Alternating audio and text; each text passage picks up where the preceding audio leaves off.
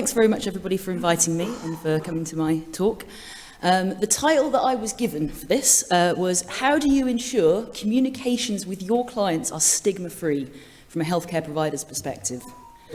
And that made me think, like, how do I ensure that my communications are stigma-free? Does anybody? Is that even possible?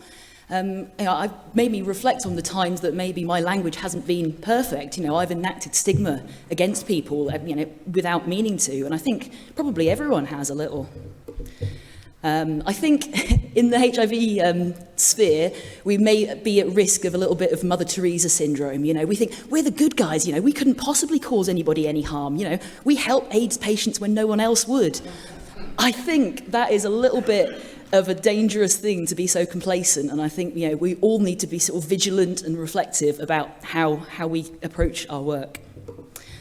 So this is what I'm going to chat about. A very brief overview of stigma theory from a sociological perspective. A recent case example from my work at Chelsea Westminster, where a patient experienced healthcare enacted stigma and how we managed it. And what we can all do to overcome the burden of stigma-associated morbidities and poor outcomes for our patients. So, what is stigma? So Goffman first wrote about this in the 60s. Heard a little bit about it from Vanessa already. The short, the Cliff Notes version is an attribute that is deeply discrediting, socially isolating. And there's lots of people describe it in lots of different ways. You can break it down into concealed or concealable attributes, or unconcealable. So HIV status arguably would be a concealable stigmatizing attribute. And people hide, and it makes people very isolated. It makes people very afraid to sort of come out about their status. Stigma occurs at all levels of society. It can be a global or sort of macro society level. It can be regional with sort of politics and policies, within communities, particularly within religious communities, interpersonal, so sort of how you interact with the people around you day to day, and intrapersonal.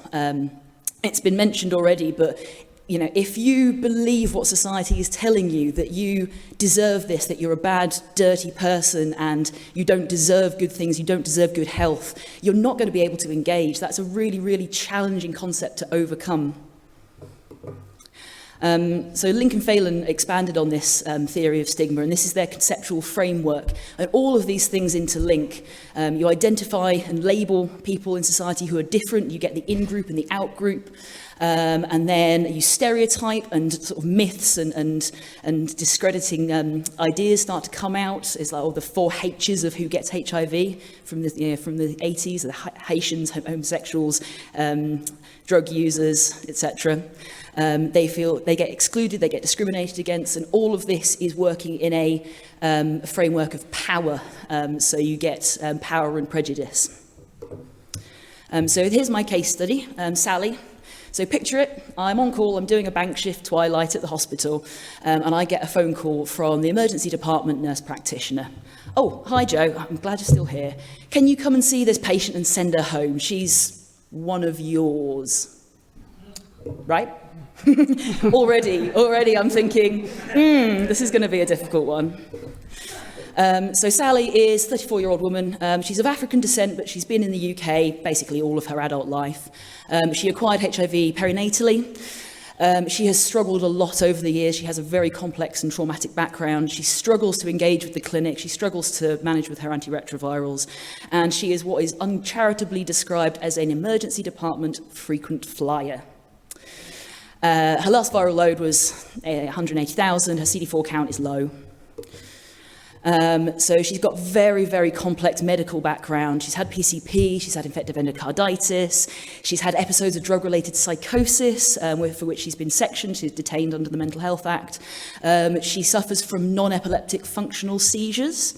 Again, a very stigmatizing condition. A lot of healthcare workers have opinions about what functional seizures mean. Unfortunately, when she went on her antipsychotics combined with Biktarvy, she gained a lot of weight, and she struggles with that. That's something that we have caused her, and it causes her a lot of low self-esteem in addition to everything else. And one of the commonest things she comes to the emergency department for is abdo pain and vomiting. Sometimes it's a symptom of a flare of her chronic pancreatitis. Sometimes we don't find any problems and she's dismissed as psychosomatic. You're making it up, you're doing it for attention, go home, stop wasting our time. So a bit more about her social background. So she's a heavy cannabis user, she drinks a lot, she sometimes injects IV opiates, and she struggles to have steady employment, and she does sex work to pay for drugs.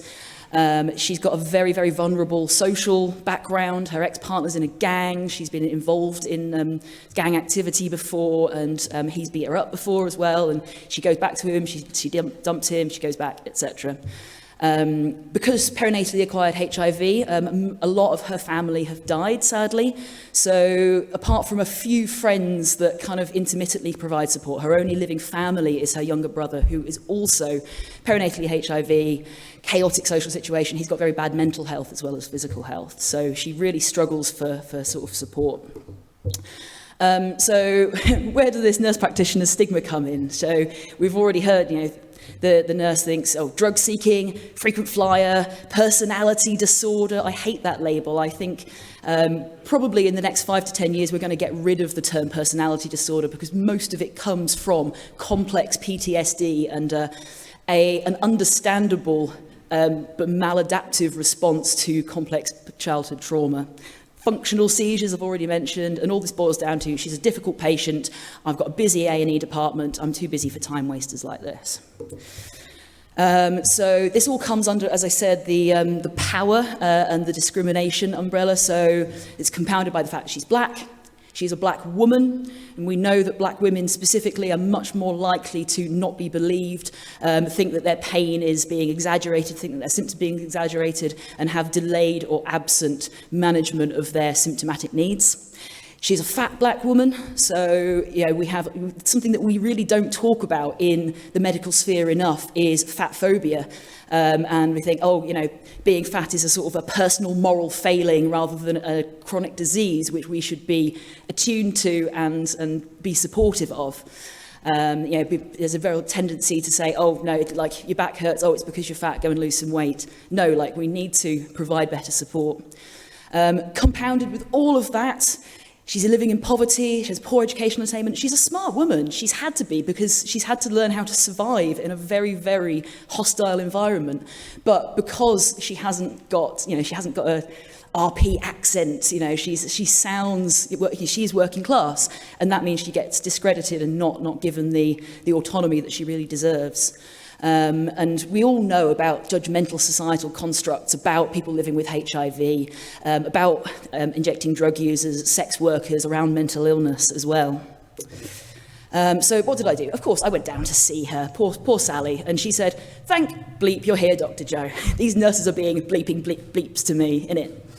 So bless her. After checking that she was safe enough to leave, so it was, no abnormalities found on her bloods apart from, we know, the low CD4 count. She's got somewhere safe to go for the night. She's not going back to her ex-boyfriends. I gave her what she wanted in that moment, which was Ensure build-up juice. It's one of her favourite things to drink. And yes, she's overweight, but she has very bad food instability from being in poverty. And that means that she's not going to have to worry about finding money for food for the next week. I gave her some Septrin, just a sort of a bridging measure to say, please don't get PCP again. Like, let's negotiate a reason, what's realistic for you to keep you safe in this moment. And I booked her in to see me specifically, named clinician, in the rapid review unit the following day for a review of her blood tests that will have come back from the previous night, and have a little chat about, how do you feel about restarting some antiretrovirals? Do you want to try something else that's not going to interact with your antipsychotics and not make you gain more weight? See how you feel. Let's try and get on a level. She didn't turn up, of course, but I chased her down, eventually managed to get her into the clinic, and we had the chat. So what's the moral of this story? I mean, we have all been raised in societies that have cultural ideas about stigma. None of us are exempt. We're all, we have this in the back of our minds. And it tends to be that they fall along lines of social indices of deprivation, racialization, poverty, chronic disease. And healthcare settings are a significant source of stigma. And what Vanessa was mentioning about the anticipated stigma, you know, she hates coming to clinic because she worries that she's going to be stigmatized. And she hates going to the emergency department because of nurses like that. But she's in crisis, she has nowhere to go. She's not being a difficult patient, she is expressing an unmet need. And we're not going to fix all of her problems, I don't think we ever are. But we try and, you know, take one step at a time and see how we can support her in a realistic way. So what can we do as clinicians, as policymakers, as sort of service directors? I think the number one thing I took away from this was collaborative working and HIV education for non-specialist teams. So we went to the clinical director of the emergency department and said, can we come and give you a teaching session, please, about HIV, about U equals U, about people who are frequent flyers and people with lots of complex unmet needs. And hopefully that's going to start to sink in. Taking a trauma-informed approach, so that's, you know, with the knowledge that people have complex, difficult backgrounds and it's not their fault. I mean, nothing is, you know, people who are struggling with their health and with their mental health, it's never their fault. Realistically, you know, we're probably not going to get her undetectable. We're probably not going to get her CD4 count up, but a harm reduction approach, meet you on your level, you know, have a bit of Septrin, please use some condoms if you're going to do sex work, etc. Please have some clean needles if you're going to keep injecting. We're here to help the whole patient. You know, we're not just a HIV doctor, here's some tablets, off you go. We treat the whole person, and that means looking at their background. We can never achieve it unless we address that. And I would like to think that, you know, I'm not your classical serious doctor in a white coat. You don't get many doctors with green hair. But I think it's a really important concept to show that, you know, I'm not a lectury doctor, I'm a cool doctor. And we reduce that level of the paternalistic power differential between clinician and patient. And I'm learning from example here of the great Professor Mark Nelson himself. You can see his casual dress code. He comes to work in jeans and he has a little relax in the sleep pods on his break.